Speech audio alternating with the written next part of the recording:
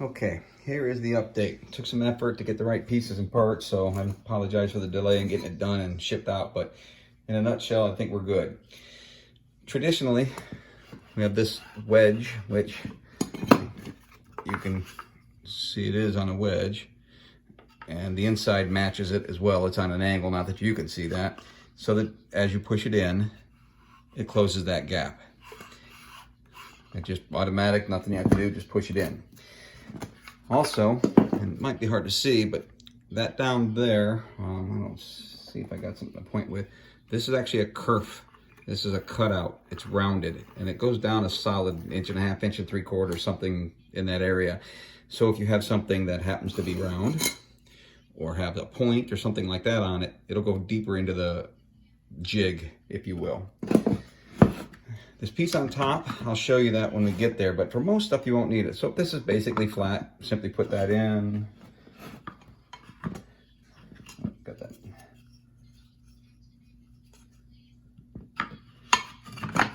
But at any rate, simply put it in, slide that in, and it's tight. You can do your soldering, you can do whatever, but here's a good example. Like you want this at 90 degrees, this at 90 degrees, so you can do your bead soldering on top, and this is very pointy. So if you really put it in the vise, it would only go down that far, but because of that kerf, it'll go into that far. So slide it down in, it's as deep as it'll go. Tighten it up a little bit with that wedge. You can tighten it up pretty tight. Sorry about that, I hit something.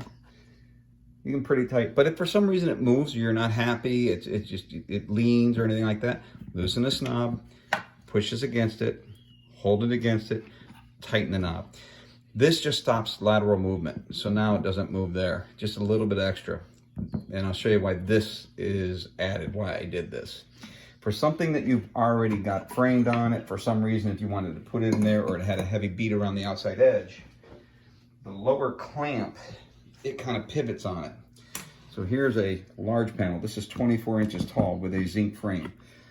So when I slide the wedge into it, you can see it moves, but it's because it's pivoting off this bottom. It can't tighten it, and I didn't want to tighten against the glass, so I left the wedge down there. So I added this. So I bring this in, lean it away a little bit, tighten it. Now it's quite solid. And most of you have seen this project of mine, so you know how hard I worked on it. I wouldn't put it in there if I didn't trust it. I'll turn it here.